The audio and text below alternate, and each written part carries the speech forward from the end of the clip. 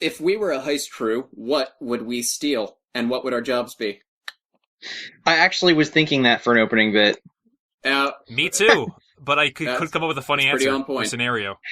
Well, I think we should break into Warner Brothers Studios and steal all of their screenplays for whatever movies are coming out next. How about I think we work backwards. I think they make here copies of and those. Say, okay, what do? Yeah, there aren't any hard copies. No, they keep them. They keep them in a big vault. There's only one. Them, they can't make them again. Working backwards here, what skills would everyone bring to the table? And then let's see what those skills can earn us. Like, for example, I'm engineering background. I'm kind of an expert on those things. So a little bit of that techie guy, Adam but not so much would be hacking. like demolitions. But, it'd be like, I got the gear, guys. Here's, I can suit you up, but it's all like DIY. I would obviously be the face man.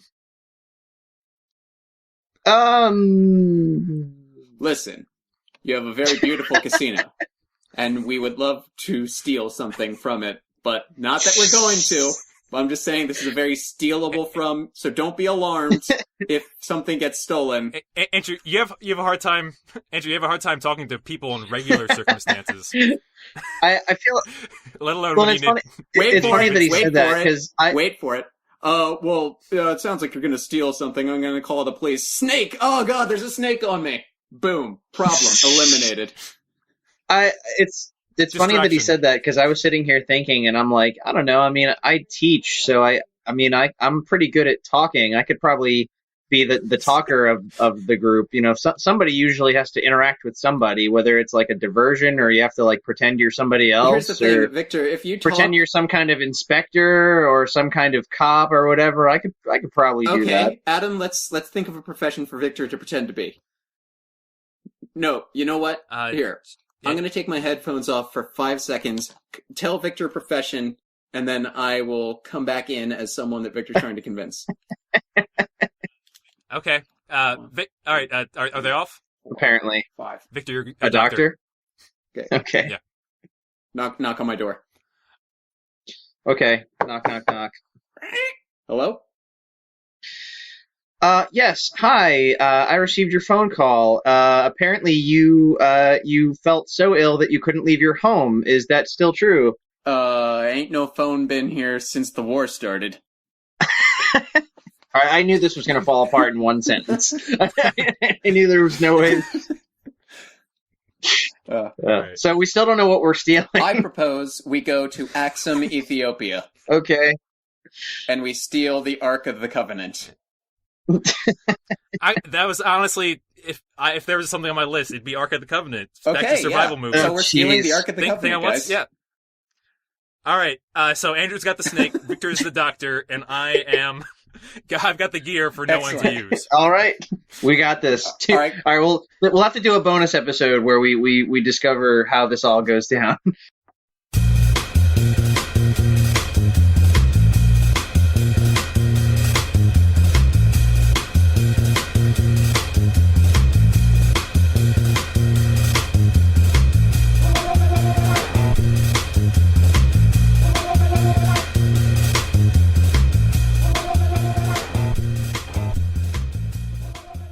Welcome to GenreBot, the group writing machine. This is the podcast where we take 3 casinos and knock them over. My name is Andrew.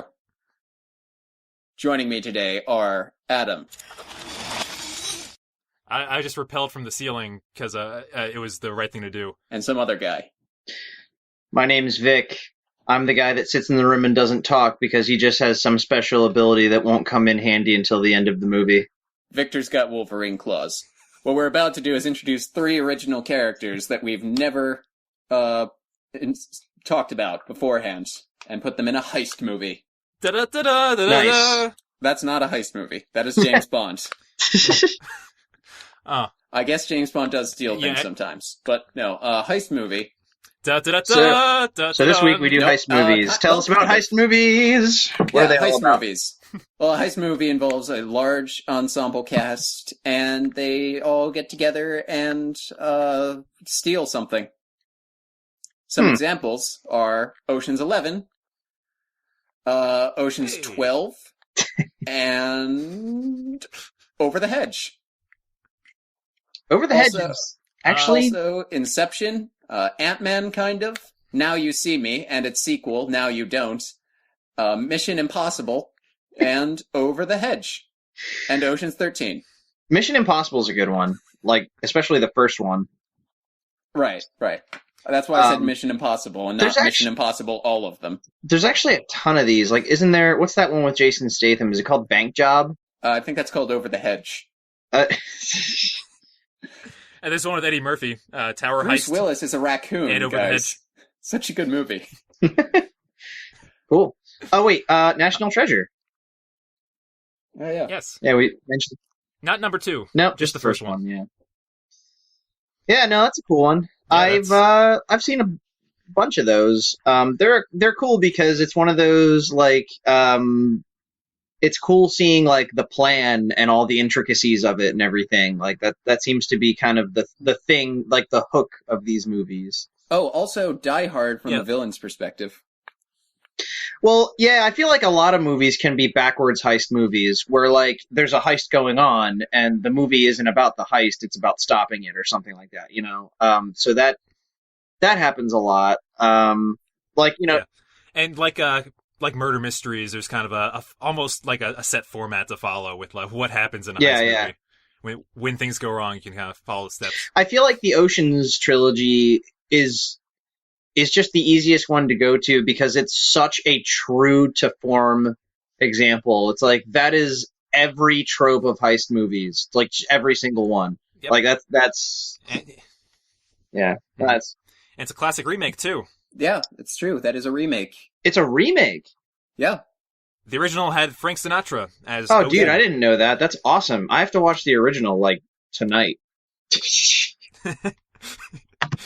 And I have to watch the remake. I still haven't seen it. Dude, it's so good. I have seen Over the Hedge 3 times in the past week, though. They're actually all pretty good. The first one is really good. Steve Carell is a hyperactive squirrel. He has, his name is Hammy. I think there's a sassy skunk also. Well, anyway, let's get our thing going. They steal stuff from the human world. It's a classic film.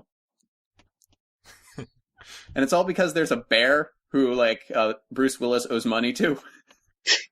That sounds about right. Yeah. That was Die Hard 3, right? Yeah. They really went... Crossover. They really went over the top with that one. Or should I say they went... Over the hedge. Yeah, okay. I got it. Okay, Enough go, of this Andrew. bit. Okay. So, now it is time for character time. Character time. Character time. This is going to be a time when we... Adam, do you want to say character time? Well, too bad, because we have to get going. I wasted a lot of time talking about how good Over the Hedge is. All right. So, this is the part where we are going to introduce our characters to each other. And per Adam's suggestion, I allowed everybody to make 2 characters, although there was some ambiguity. So 1 to 2 characters, everyone. Adam, you can go first, because you had such a good plan for this one. So we're doing choice. We're doing 1 or 2. Yeah. Well, I was talking 2, because, like I said, on big ensemble cast, usually a big thing. So I just wrote a character that does 2 things. So... Make it twins. Yay. Well, close. So my character's name is Clover Queen. How old is she? He? How old is Clover? Why does that matter? Is 26. She is 26. She is 26. She is 26. Victor, how old is she? 26 years of age. You didn't say the full sentence. She is 26. Answer in a complete sentence. Why or why not? Explain. What? Okay. She is a picker. Gross. No, not that kind of picker. She picks locks and she picks pockets. Oh, okay. Yeah, she can crack safes and she can also crack open wallets. That barely counts as two different things. Yeah, I know, right? They usually have like two different people do those things. I'm like, wait, you can just yeah, make one person. lockpick and a pickpocketer are actually that's two different skill sets. So, but she has both of them. Does her name have anything to do with playing cards? Honestly, I came up with the name Clover on my own, but then looking into it, I'm like, hey, wait, Clover Queen. I could do the card thing. That's kind of sounds like a gangster's name. It's pretty cool. Yeah, Yeah, I'm happy, proud of it. it's also pretty similar to Oliver Queen. I mean, if by similar you mean the last names are the same, then yes. If you took the letters in Clover and kind of rearranged them and like erased bits of them to make them look more like an O and an I and stuff. If you replaced the C with an I and then rearranged a bunch of letters, then yes. It becomes Oliver Queen. Yeah. Wow. Not crazy. A lockpick or a pickpocketer. He probably could. All right. Besides all the things that my character's not, my character is a sibling. What am I saying? I mean, she's a sibling. Right. Okay, so she has sibling S in parentheses. She had a brother, and back in the day, they worked on a crew together, and they used to tackle jobs. And I put in parentheses just like this one. And then guess what happened? She got killed. Things went south, and her brother took the fall. Yep. Took the fall in a dead way or a living way? In a dead way. Job gone wrong, and he got killed. That's also in parentheses. Does she blame herself, or does she blame the business? She blames not the business, but her previous employer. Which is why now she's gone rogue and focuses on smaller jobs to get by.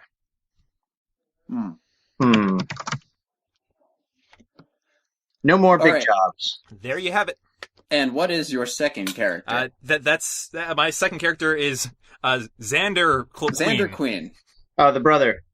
The brother. Her brother, who's Hooray! Dead. Next. Okay. Keep moving. Next, I'll go for no reason. Aw. I said no reason. That's as long as terrible things are random, you can't ascribe them to anything. That's fair. All right, my character is Dr. James Bond. That's pretty funny. He is a mild-mannered ornithologist cursed with the name of a fictional character who he is nothing like. Wait, what's his job? He's an ornithologist. What do they do? They study... they put vegetables into into wicker baskets. Yeah. They put vegetables into wicker baskets. That's exactly right. Wait, really? No. An ornithologist is a bird scientist. Oh. I was thinking of cornucopia. Dude, you guys not even remotely similar. You guys could have ran with that, and I have no way of debunking it. I was like, oh, okay, yeah, fine, whatever. Yeah. I wouldn't know what that is.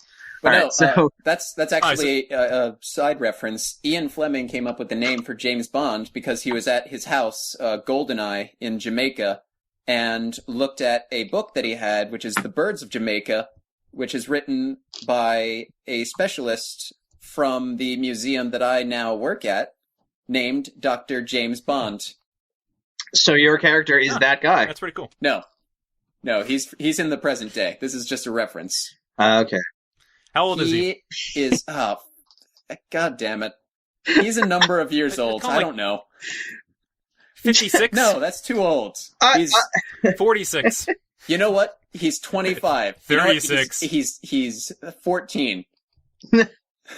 25. Okay, 25. Honestly, I ask for age, but I'm really just looking for like phase of life. Is this a kid? Is this a teenager? Adult. College age? Okay, so like let's say this guy's kind of an adult. He's roughly the same age as your guys' characters, assuming they're roughly the same age.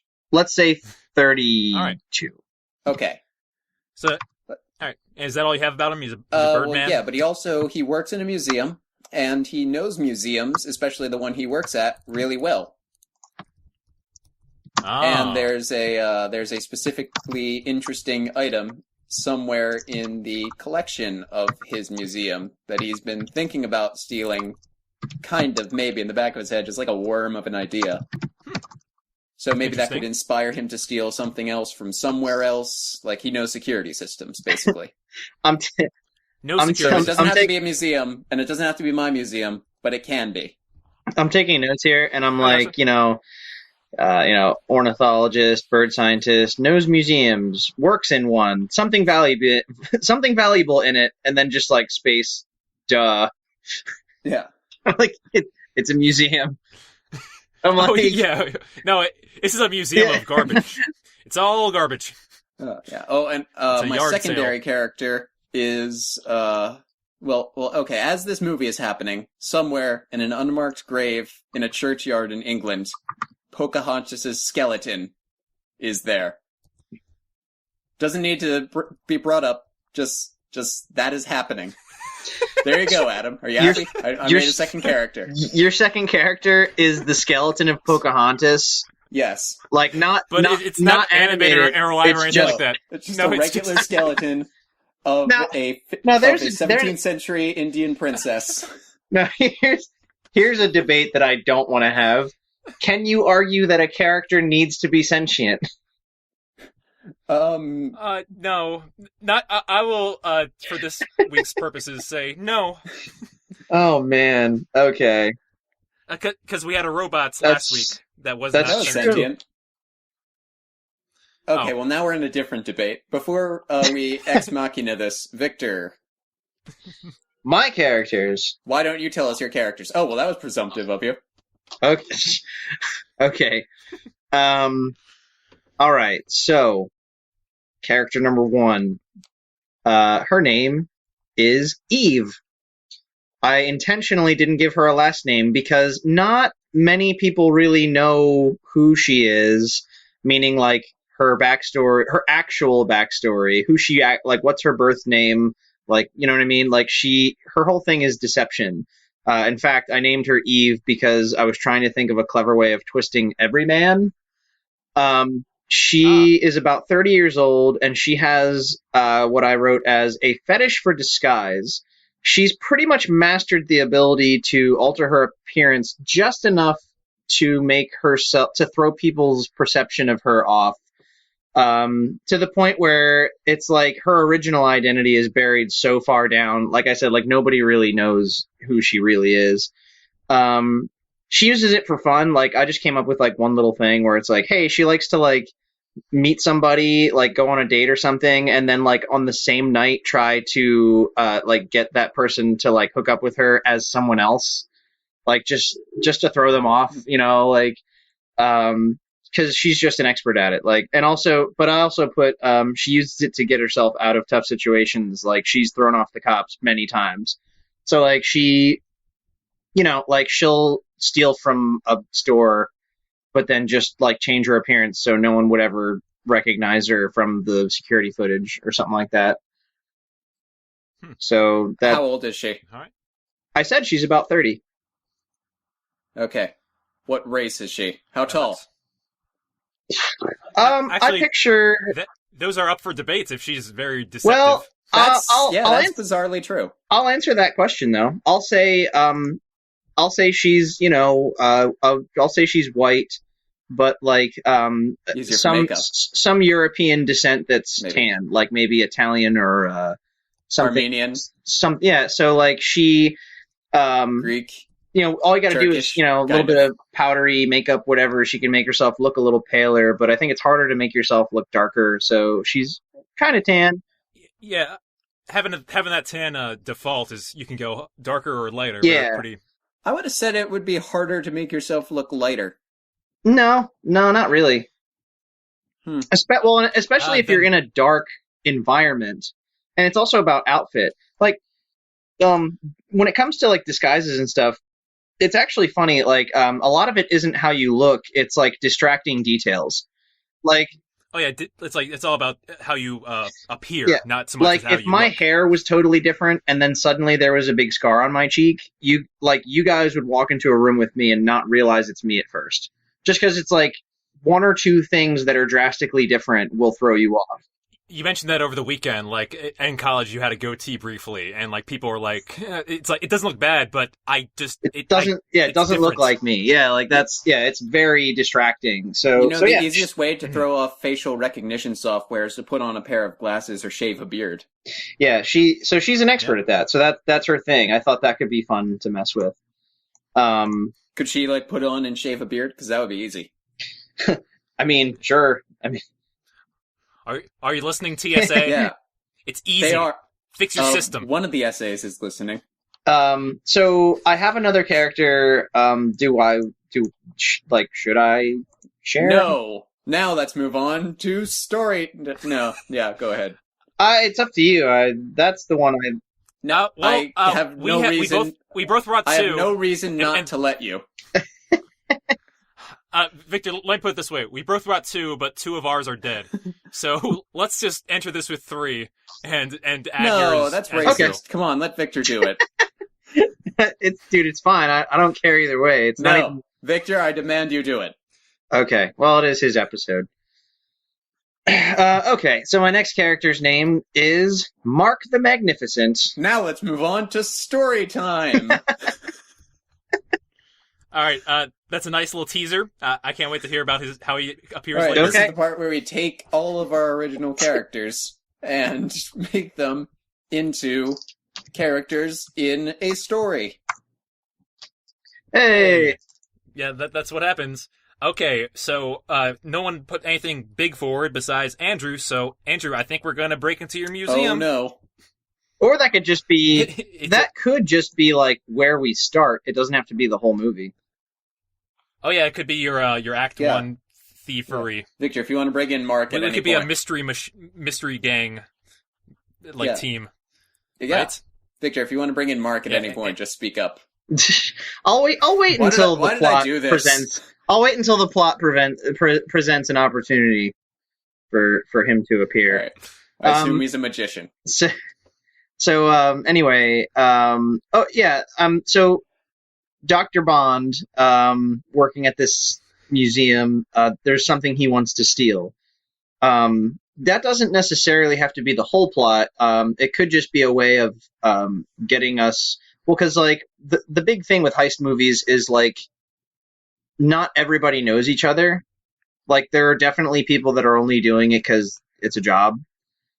There's kind of chemistry that develops between the different personalities. Everyone doesn't start off on the same page. Then it's not that interesting. So I can see it going a couple different ways. Like him knowing that there's something worth stealing, he could be the one that puts the job together because he's like, well, I can't do this alone.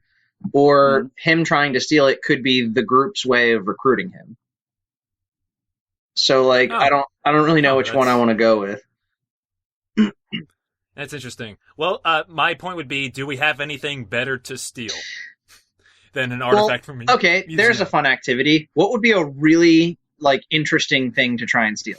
Oh, damn. We already did this. We're back to our opening bits. We already did this in the opening bit. Yeah, but... Yeah, Ark of the Covenant. Well, no, that's something that you guys were... It was like, what would we steal? I'm saying, like, in general. Yeah. What would be a funny thing to steal? Like, I had an idea... I have written down here for what the specific interesting item in the collection was. I said, it's not important what it is, like the Pulp Fiction suitcase. If you want a canon answer, and this is trolling, but it's the Sky Stone. That's... Whoa. Yeah. Oh, yeah. Well, what I was going to say is my other character, who isn't here yet, one of the things I came up with for his background is that... Now let's go to character time! I thought it would be funny if he just does dumb things, like steals, like, the pen off of the president's desk. Like, because it's like, I broke into the Oval Office, that's an enormous deal, but I only did it to steal the president's pen. Like, I just thought... They're like, what's missing?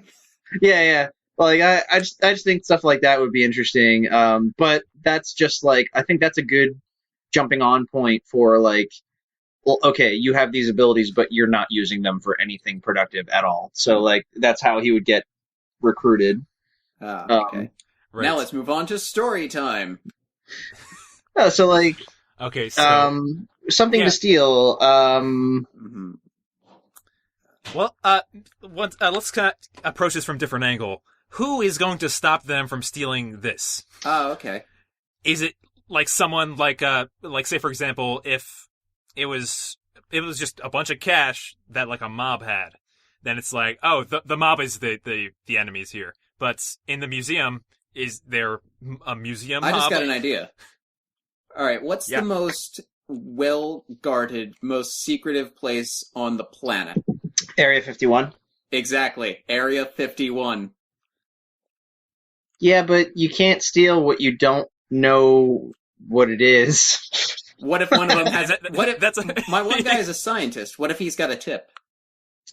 What I was going to say is... Oh, wait. Why do you want to steal this a whole actually area? Works. Carmen Sandiego style? What if... Yeah. What if...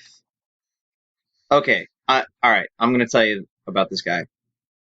You guys can probably... Now let's move on to character time. You guys can probably guess the whole story right off the bat. He's about 35 years old, and he is a thief, but from a young age, he became obsessed with illusions and deception. So he does have like a grandiose, like magician kind of thing about him. And Mark the Magnificent is actually not what he calls himself. It's more of like a station. Well, kind of. I was going to say it's more of like what the cops called him. Mark's actually his last name. So like he. So that's like his supervillain name. Yeah, like Alias. Like if he was in the Flash and he had a dumb nickname. Yeah, like Captain Boomerang or Mirror Master. Like this is Mark the Magnificent. Yeah, so anyway, so he likes illusion, and he actually enjoys the illusion and deception more than the theft, which is why he likes to just steal the president's pen, because it's like to him it was way more exciting that he was able to do that than having the president's pen. So he cares more about the sport of it, right? So I think what could be a really neat idea is what if he's the one that organizes the heist, and the whole heist is an illusion. Like he actually makes it an illusion for the people working the heist. Now you're seeing. There's also like something. I didn't see that movie, so I don't know. There's also there's also something to be said about the sport of it, and what you were saying before, like breaking into Area 51 to steal what? Doesn't matter. We broke into Area 51. Yeah, exactly. Yeah, he would be all over that. He'd be like, yeah, no, I'd love to just go in and like take a bunch of pictures and just be like, cool, look what I did. And I'd say the cool thing about Area 51 is that, unlike, say, Mission Impossible, where like we kind of make up, like instead of us having to make up the rules of how like a casino or a special facility works, we can basically say whatever and correct. Like no rules. We'll say, oh yeah, they got air ducts at Area 51. Yeah, and I feel like what if you like randomly just guessed exactly what's in there, and the NSA listens and thinks that so they like. Yeah. Well, I mean, I do guys, know because sorry. Sasha and me are pals, but that's irrelevant. Yeah, guys, I know that you have air vents. Yeah. All right, jigs up. They're this big. All right, let's come up with a list sometime, like some other time, not during an episode. It's like, all right, things that we know for sure are in Area 51. Bathrooms, at least one sink. They probably have a rod, like a prodding rod. Who knows if it's just like what it's for? They probably but got probably ethanol. has one of those. Lanterns, jars, right? Jars, yeah. Dude, yeah, no, that would be great. They probably have a break room. That would be a great premise too. Like, okay, we're breaking into Area 51. Okay, great. That sounds great. What are we going to steal? We're going to steal toilet paper. Wait, what? Why? Well, because I'm pretty sure that they have that in there. And I'm not. I wasn't planning a trip to Costco this week. Oh man. Okay. Oh, hey, if we set it at Area 51, like we could start out in Vegas. In Vegas. Yeah, Area 51's near Las Vegas, kind of. In the same state. Although Vegas is kind of hot. Well, it's like all this casino stuff going on, all this money exchanging happening around there. Why would you not stay there? Because there's an Area 51 to break into. Why climb that mountain? Okay, so why don't we... Alright, so do we want to use Mark as the, like, antagonist? The mastermind. Let's make him the antagonist that you aren't sure whether or not he's the antagonist. That could be fun. Yeah, it sounds good. I like the idea of mastermind. He's pulling the strings. He's kind of getting everyone together. Cool. And is it for all his own sick joke? Because if so, that's I don't know. We kind of tapped into that well. Instead recently. of it just being like, oh, haha, I tricked you. Maybe he does have a goal. Like, maybe because like he is a thief, so maybe he is trying to like escape the country or like clear his name or do something that's self-serving. And he's planning on like throwing them under the bus. Even better. Maybe he has them steal something that he stole so that it can't be tied to him. I was going to say, hang on. Hold the phone a bit. What if he's looking for identity death? As in, he's looking to get all his government files out of there so that he becomes entirely anonymous. That's not bad. It's just obvious. I want it to be like they think they're stealing something because they're going to get a cut of the worth. Because that's the thing. Heists are all about money. So like, and then in the end, it's like, haha, no, you just did this to help me out. You're not getting any money. That could be interesting. So like, yeah. So like I said, maybe like, I'm saying either they help him steal something that he's always wanted, or like steal something that clears his name somehow, or tricks, or like they have it so they get caught with it, and then it's like, well, I didn't steal it. Obviously, these guys did, or something like that. Like, and it's okay, yeah. We're working backwards here, is what you're saying. Like, yeah, let's get this end goal in mind so that we can get. Technically, planning a heist is working backwards. Yeah, right. Yeah, same. so. What would just be a cool thing for him to want to steal? I keep thinking just alien crap. And we really always go cool sci-fi. airplane. The front door of the Area 51 facility. That's hilarious because then they can't protect themselves. It's stealing the most secret like entrance ever. He's just like, I just wanted to put it on my house. Well, you can't put it right on the front door of your house because then they'll know. Yeah, it's more of I just want to put it out in public, let them know that, hey, the government's not infallible, man. Yeah. They're trying to keep things from us. This belongs to the people, man. You can't own doors. That's not how it works. Let's decide now. Military base? Who cares, man? It's the world's base. Let's decide now, though. Is the government doing something at Area 51? Like with spacemen or like... I'd almost say it doesn't matter what they're doing, what's happening behind the scenes. Well, it's more of just going up against the government. I want that to be the gag, is like everyone on the crew wants to know what they're doing, but it doesn't matter because that's not the job. Like, let's say, I've got one. Let's say that it's some kind of book that's on a particular like government official's desk in Area 51. Like you need to break into Area 51, into the facility, get to this person's office, break into their desk, and retrieve this book, and then bring it back to me. And it turns out to just be like that person's address book or something. Like he just wants to prove that like he could have gotten it if he wanted it or something like that. Or like maybe it's like he just wanted to thwart someone in Area 51. He wanted them to second guess. I kind of like the front perhaps door. He wanted to. Because... who do the people in Area 51 call? Let's see. Oh, I'd also love to see if they did steal a door. Wouldn't it be great if there were like people shooting at them, and then they use the door as a shield? Because of course the door to Area 51 is bulletproof. I'd say that. All right, we're getting the book, but we're using the entire door removal as part of the process. What if that's like? What if they do just need that as a shield? Yeah, they use that as cover. Proposition. I think we should make it something that makes more sense, like the book. But I want to throw the door part in just for fun. Like it's like his requirements. Like if this is a video game mission, he's like, all right, you get bonus points if you take off the door. Yeah, like I want that to happen, but that's not the whole mission. Right. Yeah. So that's definitely a step in it. Okay, guys. So let's evaluate Chekhov's our team. Area 51 front door.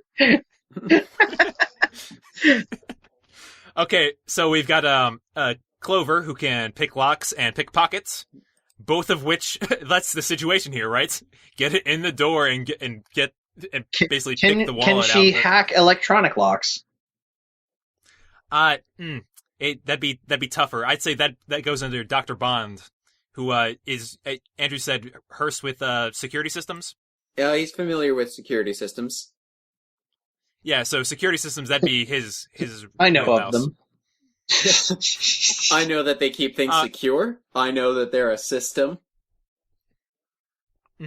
So yeah, he would probably. It's tough because all right, how do you get through that initial security barrier of Area 51 in the government? Well, let's say he works. How do you breach that? Let's say he works at the Smithsonian. So kind of a government facility. I feel like they would ask Eve, like, okay, like, all right, they're like, all right, so how do we get there? Because there's like satellite imaging and cameras and stuff and whatever. And she's like, oh, well, just sneaking into a party. All you have to do is blend in. They're like, yeah, but it's a desert. She's like, yeah, exactly. So they all end up like wearing like getting like a big tarp that has like sand on top of it and just like crawling across the desert to the front of the facility.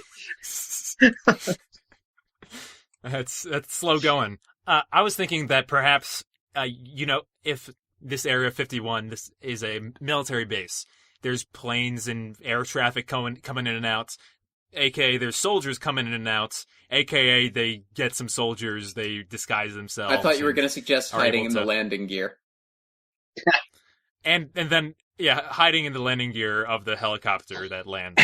I just keep picturing in Grand Theft Auto San Andreas, they have like a thing where in the middle of the desert, it's not called Area 51, but that's what it is. And as soon as you step foot in it, it's like instant 6 stars. But there's like a really sweet helicopter that you could try to steal, and that's what I keep thinking of. But I just had to say that so I can stop thinking about it. But I actually started thinking of the scene in the Lego Movie where they basically plot a heist. Oh yeah, right. Yeah, and steps involve disguising themselves and getting through the front door, and that's a good heist scene. Not bad. Yeah, I'm gonna get. Yeah, that's worth mentioning. There was one movie, I forget what it is, but I think they steal like a cat's collar. Men in Black? Right, that activates like this electronic door thing that lets them into the house. Oh no, this is over the hedge. No, but all right, let's get focused. So, let's say they're in Vegas, and let's say that Mark the Magnificent approaches, I don't know, let's say approaches Clover because she seems like somebody that would be there. And or do we want him to throw a party and each one of these guys gets an invite during a scene where they're doing their usual gig? I feel like Eve is somebody they would have to seek out because like yeah, that's interesting. Maybe first we see all the other people are invited, I don't know, via card. Via Facebook. He drops cards when they're doing stuff. Oh, actually, I have an idea. What if Dr. Bond actually like sneaks his way into that exhibit to steal the thing, and then like underneath it is a little invite card? Yeah, nice. Yeah. I'm saying like a little intro scene for everyone. Like, Clover's picking a pocket and she finds a card, and like a dude's wallet. Yeah, like like where the money is. There's no cash, but there's like a little invite. Yeah, that's not bad. Mm-hmm. Except, and the thing is, for Eve, Mark actually has to show up in person because of her deception. Right. Like, maybe she does the thing where like she changes personas and he just continues his conversation without a hitch. She's like, yeah, he doesn't know, like shows her that he doesn't notice, or that he noticed. That's not bad. So that could be the thing. So he basically Nick Fury's them, and then gives them a job, says, I want you to break into Area 51, and they're all like, whoa, way above like what we normally do. And he's just like, oh, come on, it's easy. And then that can be our exposition moment where he talks about how he like stole the president's pen and stuff like that. And maybe... or something like that. Yeah, he'll talk up his game and show him like, just show him all the stuff that he stole. In Act 3, I want Obama to show up in a helicopter and be like, give me, I need my pen back. Yeah. Now, a scene where Obama shows up and he goes to sign something. He doesn't. No, actually, I want that to be the post-credit scene. The post-credit scene is the Oval Office. He sits down at his desk, and there's something on his desk that's like, World Peace Treaty, or like something that is super important. And then he's just like, finally, and then like looks over and he's like looking for his pen. He's like, oh no, I can't. Where is it? I thought I left it right here. And then it's like. He goes to intercom. Meredith, do you have a pen? What? Let me check. Oh, no, there's no pen here. We're all digital, sir. That's it. Can't sign it. All right, that's fun. Well played. Who do you want to play Obama? Obama. He'll do it. He's not. Either Key or Peel. Yes. Okay. Yes. I think it's Keegan-Michael Key plays Obama. No, it's Jordan Peele. What? How does that make you feel? I feel bad. I haven't seen that show in a while. I dodged that bullet. Okay, so yeah, that's what I'm talking about. Okay, so yeah, what more motivation does he have for them? Because they're not just going to do it because he's like, oh, this guy's a famous thief. He knows what he's doing. How about he just basically like when he's flaunting his ability to them, he'll just be like, well, look, stealing stuff is easy. I'm bored with it. And he'll just say like, this casino, for example, he's like, what do you guys want? You want like, 100,000 each? And then just like, boom, like just manages to get it like that night. So they're like, that can be like a little like montage moment where like he shows them a scene of him showing off his stuff. Oh, maybe he's got a GoPro on his shoulder. Like, we're going through the process, and they're watching the live feed of it. And he just like hustles the casino out of a ton of money and gives it to them, and he's just like, there, he's like, he's like, that's half. I'll give you the other half after the job, or something like that. Just because to him it's like money's nothing. This isn't about money. That's great. Yeah, so that way he's their employer. They're not interested in this object. They're interested in getting this object. Yeah, that's what I'm saying. It's all the heist. It's always about money. Like it's. Yeah. I was just saying, where does the money come into that? That's where it comes in. All right. Yeah. Great. So, what? So, yeah, let's get their heist together, and we have to highlight the part where it goes wrong, and how when things don't go as planned and things go awry, and you know how Dr. Bond has to be the one that's all like, it's Area 51. We got to find the aliens, man. Like, he wants to go deeper. Yeah. But they're like, no, it's too dangerous to go deeper. Yeah. Clover is probably not trustworthy. She likes working alone. So she's very hesitant about working with this crew. Eve, what's her stance on this? I don't know. I kind of see her, I guess her thing will be like, she's very quick on her feet. So, she'll be kind of like we were saying earlier, she'll be the one that's the talker, like if they run into somebody and they weren't expecting it, or if they have to create a diversion or something, she's pretty good at finding a way of doing that in a way that it's believable, like, passing herself off as a commanding officer. They could do the whole, I don't know what it's called, but that whole bit where like someone walks by and you like tackle them and then like, pop up from behind a counter and you're wearing their clothes. Yeah, that bit. Or I'm just escorting the prisoner. Yeah, exactly. Classic prisoner escort in Area 51. That's what's happening. Where are right you taking this thing?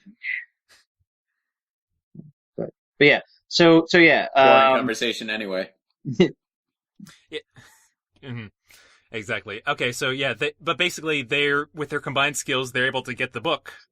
Yeah, right? Any other hitches doing with Wanda Sykes is the sassy skunk. Just wanted to clarify that. What are we, some kind of Suicide Squad? Andrew, who does Avril Lavigne Avril play? Lavigne plays Heather, the daughter possum, and William Shatner plays her dad. That's so random. It's so complicated. This is a movie, all right. Wow. All right, but okay. So speaking of complicated, let's make this complicated. Nick Nolte plays a black bear. All right, so they get the book out, and Mark reveals his ploy of, no, dude, this is just my, is he just gonna let them know that he has no interest in this? I feel like what they're gonna do is they're gonna get it, realize that it's something stupid, and start to have doubts about the job because it's a lot of risk. And then they might all have that temptation of like, we're in Area 51. I bet we can get some serious cash for some stuff in here, or maybe like some. Right. Greed. Yeah, so greed. So like that could be a big thing where they get themselves in trouble. And then what could be interesting is maybe, here's an idea. Maybe the big twist could be that Mark the Magnificent kind of got himself into a corner with all the heists that he'd been pulling, and he actually made like a deal with the government that he would get pardoned if he tricked all these infamous thieves into like getting caught and put in jail. I was under the impression that Eve and Dr. Bond were like first-time thieves. Eve is definitely not a first timer, but she only does small time stuff. So this is definitely like big for her. They're all, but Andrew has a point. They're all small timers, really. They all have done small jobs. What makes them so important? Yeah, like you get pardoned for like bringing in Osama bin Laden. Oh, I've got something. We totally got. This is something the government actually does. They test their security measures by actually having like experts try to like deceive them. Okay. So it's a government test. So they go to this guy, and they're like, if you can find a flaw in our security, then we'll pardon you. So that could be a thing. So that's not bad. Okay. All right. So you threw me through loop there a bit. Where is Mark? Is he looking for? He's looking for a pardon, but does this mean he doesn't get it then if they all get caught? No, because I mean we already established that they get in. So like they definitely found flaws in the system. So like so just for finding those flaws, they get pardoned. He gets pardoned, but they're all in trouble. Yeah. It's the government. Great. They're gonna be jerks about it. So. Okay. Well, the thing is, we have not set up a Chekhov gunman, someone to break them out now that they're all caught. Or so. You know what would be a really good heist? Stealing people that are being arrested for a heist. They would have to countercon Mark. So once they get caught, they would have to find some way of. Let me put it this way. They're now they got caught, and Mark revealed that he's like, oh yeah, this book meant nothing to me. I was just able to get a pardon because you guys were able to highlight the flaws in the security. Great. And now these guys are like imprisoned in Area 51. My question: how are they getting out of that? I would say now that Mark is pardoned, he's going to steal them. I feel like at that point the movie transitions from being a heist movie to a jailbreak, where now it's like we're gonna escape from Area 51, but also take something with us that gives us leverage over the government so that they leave us alone. Interesting. But Andrew, that's a pretty good double, triple twist or whatever you just threw out there. What if, for whatever, we have to work this out a little bit, but Mark is the one to break them out? Yeah. But he wants it to look like a jailbreak. Something that goes deeper than a pardon. That his obsession with illusions, that could be a thing maybe where like he wanted to trick the government into pardoning him. Like that's the ultimate illusion is like, oh, I tricked them into thinking I cared about going straight, and that's. But why? But if that's the case, then why would he risk having them realize that he's a fraud again? Well. he's an illusionist. Like, Maybe he it's can almost... find a way of making it seem like, well, because the whole thing is about showing like the problems with their systems. So maybe while they were focusing on like the like fortifying Area 51, he was focusing on like, you know, the little things, like, you know, how to hack the door locks or whatever, you know. And then there's dumb things like handcuffs that are easy to break out of, and, you know, stuff like that. So I feel like breaking them out would be easy, and then the whole thing would just be a facade, because you're just like, well, there you go, that's it. I just wanted to prove that like I could trick the government into letting me break into Area 51 because it's funny. Like, I don't know. Yeah, no, his motivation just kind of lost me there a bit, because I get the whole part and stuff. That makes perfect sense to me. Just, I don't see why he would go back for them if he's already has his part. Well, like, what else would he want? I guess you're right. Maybe, well, because I don't want him to.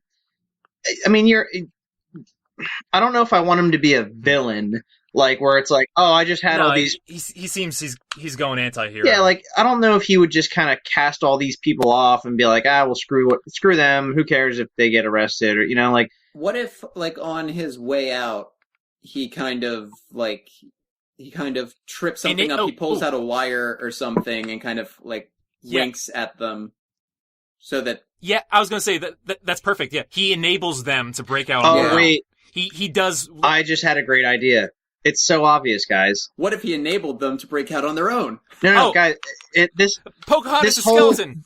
This whole thing was an illusion, and he tricked the government into thinking that he wanted to help them for a pardon, but really what he was trying to do is pull off an even greater heist by getting them all in there, and then he helps them not only break out, but steal something even crazier from Area 51.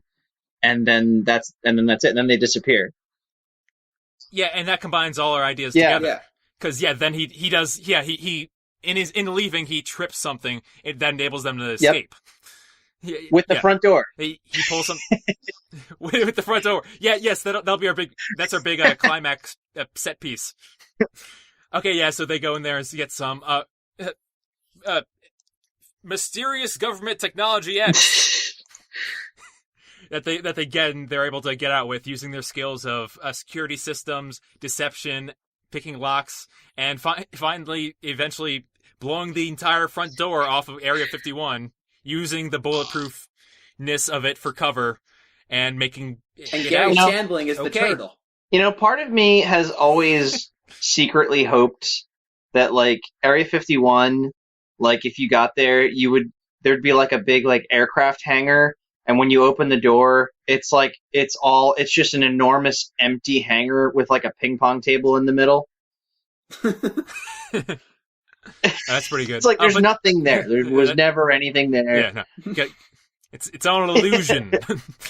Soviets. But there's like one government agent there, and if you beat him at ping pong, the whole thing flips over. Like the bookcase in the Batcave, and like you go to the real Area 51, and it's all underneath.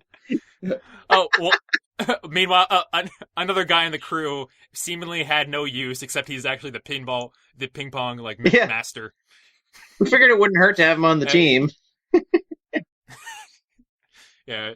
Okay, but I was actually thinking the thing that they steal from Area 51 that would allow them to get out okay is some type of military vehicle or some type of super military UFO. Hover car. Has to be a UFO. Well, we've done UFOs. Yes, last week. Really? What was last week? Oh, the science one. Yeah, so the only reason why I would say no is because we just I think it should be jetpacks. But yeah, some kind of military vehicle. Jetpack. A jetpack? Yes. Something that they can all get on. I think it should be like a hover car, like one of those Captain America Winter Soldier helicarriers with the repulsors. Yeah, I'm thinking just something like from what comes to mind is the vehicles in a flying Halo. DeLorean, like something, some vehicle type thing from Halo, Like the Ghost. with mounted turrets and like shields and all kinds of neat with, stuff. Like, the blue fits stuff all of them. glowing underneath it, so that you can tell it's flying. So like I think they're called like a Ghost or a Wraith. In Halo, the Wraith is the flying one. A Ghost is the little one. The tank that you're describing, those are called something else. Warthogs? A Scorpion? No, those are the. Just what I'm saying is put them all together into one. Yeah, into one. That's gonna bother me. Yeah, now. some cool all-terrain hovers and it fires and does something all this crazy something stuff that the military actually would work on. Yeah, and my point is that something that they would be able to break out of Area 51, and the distance between them getting from Area 51 to Las Vegas, they would be able to cover that distance and, underneath a hail of all kinds of military weapons. Can we have a scene at the end where they drive it through like a drive-through? Yeah, that could happen. But yeah, eventually something that they have. It has all the artillery and has like a cloaking capabilities of how they can get it and get off the map. Oh, I think it's called a Banshee. Wait, no, that's Banshee, not right. Yeah, the hovering one. All right, yeah, we need. Hold on. This needs to be a matter of record. You guys keep going. I kept saying Wraith. Wraith is the flying one. Yeah, Banshee. No. The Banshee are like the little dragons. And the Toruk is the big dragon. Well, which one's the squirrel? Steve Carell. Oh, wait. No, wait, that can't be right. No, that's not right. Hang on. So, Adam, what questions do you have about Over the Hedge? It looked bad. Like, 75% I remember seeing it fresh on Rotten Tomatoes. I didn't know that. It always looked kind of. It looked very weird. No, it's all right. Actually, I was wrong. The Covenant tanks are called Wraiths. The flying ones are called Banshees. So it is a Wraith. Never played. Never owned the game. Yeah. No. Wraith. All right. So Wraith. Yep. There you go. Sorry. Yeah. Yeah. Something like that. Okay. All right. Cool. Yay. Yeah, and they make it out okay, and then then they're just doing cool like Dune tricks and stopping by drive-throughs with it. And with Mark the they're gonna have to, well, I mean, obviously that doesn't really resolve the conflict. I mean, it's a cool twist with him being all like, "Nah, I just wanted to steal this thing," but they need. Yeah, it was the master plan that he had in mind, and their like second layer plan was them. They thought they were getting the book, but he really intended for them to get this piece of technology out of there. That's yes, all plot. But like again, at the end, it needs to wrap up somehow, or else they're fugitives. Oh, right. Yeah, right. What if, like I was saying, if it had cloaking technology, then Eve would be easy to. She would just be like, "Well, this is what I do." So like, see ya. She would just kind of like change personas and leave. Yeah. Okay. But you're right. How does Dr. Bond and Clover get off the record?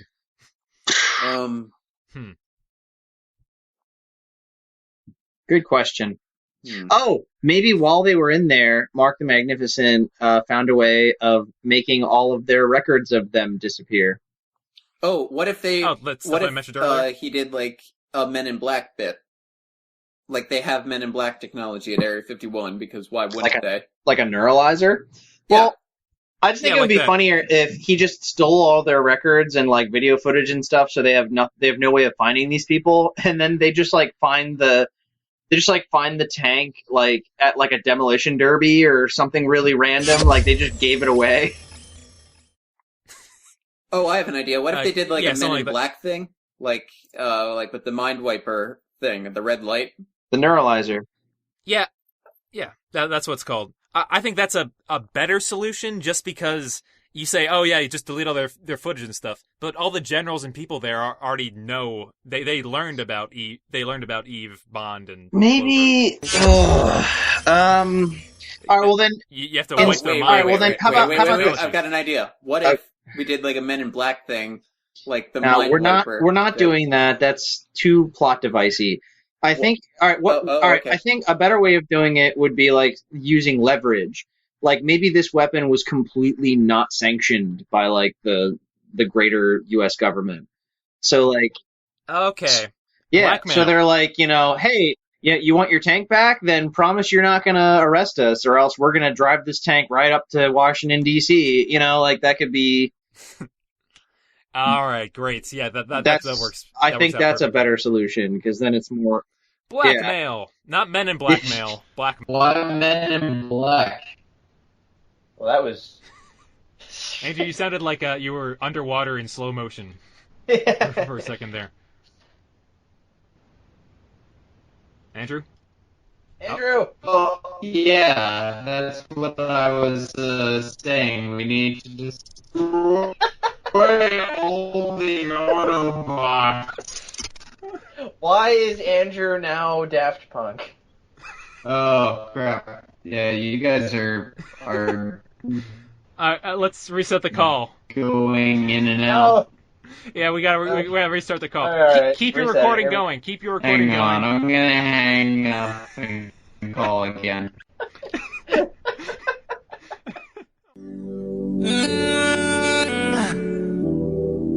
I'm just feeling celebration tonight. Celebrate. Don't wait. Okay, I'm back. Andrew, Yes. you're back. That was great. I'm gonna pull that out of the Skype recording because you have to hear how hilarious that sounded on our Okay. ends. All right. Okay, It looks like so, we've let's reached name it. it's time for the 5-minute limit. Yeah. Let's steal us a name, gentlemen. It's Name time time. for the 5-minute limit.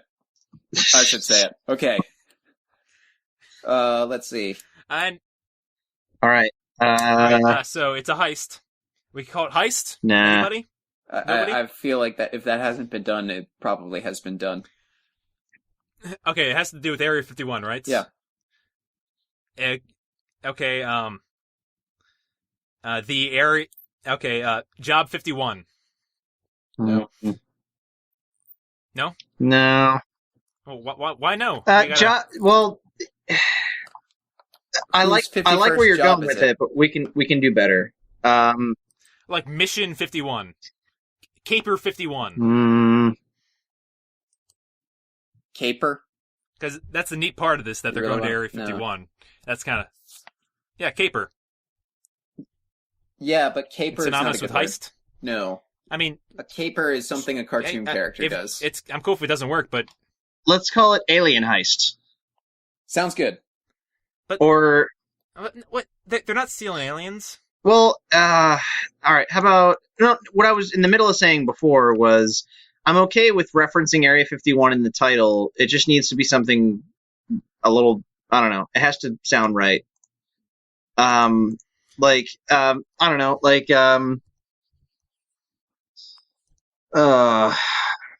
Extraterrestrial Heist? No, that's way too long. It's one word.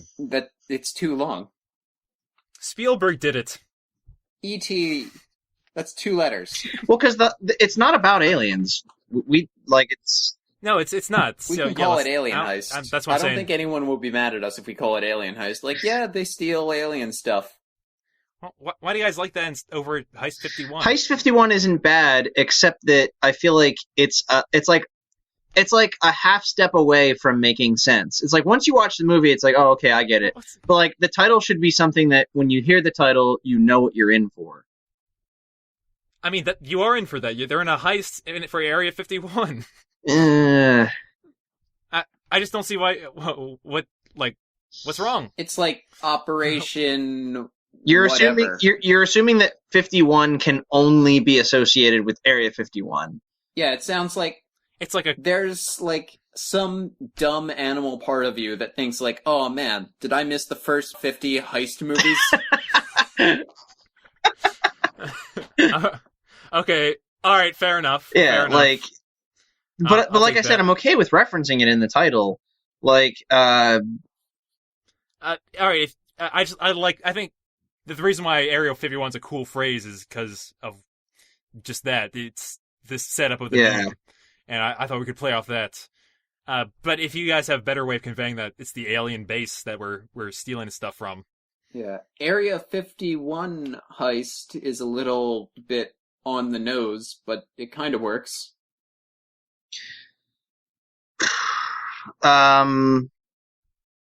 It's funny, for some reason I keep thinking of like taglines more than titles. I keep thinking like, right, who could steal like America's greatest secret or something like that, you know? Well, what about the reverse? 51 Heist. Actually, that's pretty good.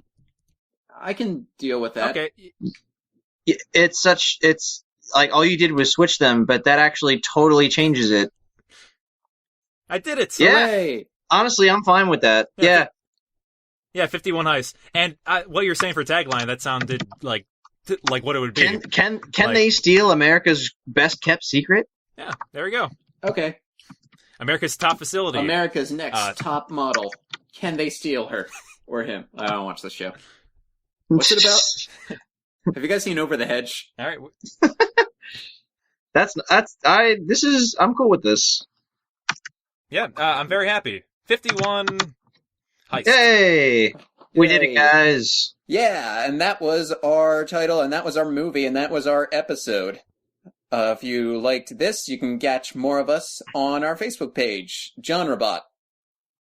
Or our Twitter feed, @GenreBot Podcast. Not @GenreBot. I don't know who they are. I don't know what they want, but I will find them and I will kill them. You can contact us, genrebotpodcast@gmail.com. We're also on Spreaker, Stitcher, and of course iTunes. And I think maybe another one. Did I miss one? Our website, tinyurl.com. Yeah, our website, tinyurl.com/genrebot. And soon, we were going to have another way for you to find us, but someone stole it. Nice. All right. Well, yeah, this was cool. Good episode, guys. Thanks for tuning in, everybody. Yeah, and now, quick preview. Next week on GenreBot, it's Victor's turn to pick a genre. Indeed. Victor, what genre do you have in your little head? Oh man, I should have thought of a bit for this. It's not that easy, is it? Huh? Well, especially when you're trying to do it on the spot. A 1, a 2, a 1, 2, 3, 4. We're doing a music episode. We're doing a music movie. A music movie about music. So a movie that's not a musical. There is a difference. It's not a musical. It's a movie that is about music, meaning like Whiplash or that thing you do. That thing you do is kind of what I'm going for. Oh, so or like School of Rock. Yes, another good example. So there you go. And I'll say this now. Or like that Jetsons movie where Jesse. Oh crap! What's her name? Look, I chose this one because my friend that recently. Okay, let me talk. My friend that recently started listening was in a band with me in college, and he's still an active musician. And he told me, "Hey, if you guys ever do a music movie, you should let me be a guest." So I said, hold on. Here's the funny thing. We're going to be recording next weekend, and I'm going to be with him on campus for homecoming. Oh, yeah. Hey. So I thought. I thought that worked out really well. So I thought this was the right time. Awesome. Right. So tune in next time when you can tune in to music. That's right. So get ready to rock out. GenreBot rocks out. Let the rhythm take control. All right, well. Now, where's my pen? Yeah. Where's my pen? I can't sign this treaty with North Korea. Johnny Bravo, what'd you do with Barack Obama? All right. Good night, everyone. Bye. Good night. One more time, got me feeling so free. We're gonna celebrate and dance so free. One more time, this got me feeling so free. We're gonna celebrate and dance so free. One more time, this got me feeling so free.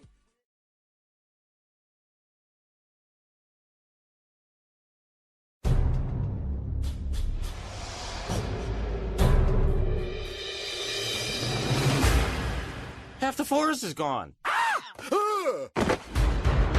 Their land has been developed. These humans don't want us around. Run! Their survival is at stake. What do we do for food? That's easy. I know where the food is. Right over that hedge. And the most important decision they'll have to make We want nothing to do with anything that's over that hedge. is who to follow. The eyes have it. Let's ride. Welcome to paradise. So he can do a couple of tricks, not like he can walk on water. Hey, everybody! Bruce Willis. That is an SUV. It's so big. How many humans fit in there? Usually, one. Gary Shandling. Hey there, little fella. Stop it. Up here. Liking that a lot. Done. Steve Carell. I am a crazy rabbit squirrel. Behind you! William Shatner. Playing possum is what we do. Rosebud. Can I poke him? No. And Wanda Sykes. Barnhole! Skunk! Thank you, Stella. Oh, I can clear a room. This summer. Want me to show you what I do with my nuts? Very tempting, Hammy. Very tempting. From DreamWorks, the creators of Shrek and Madagascar. I'm putting my foot down. No. Right?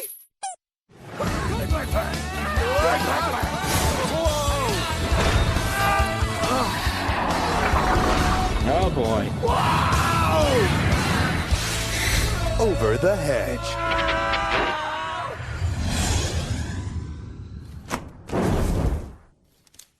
You're the devil.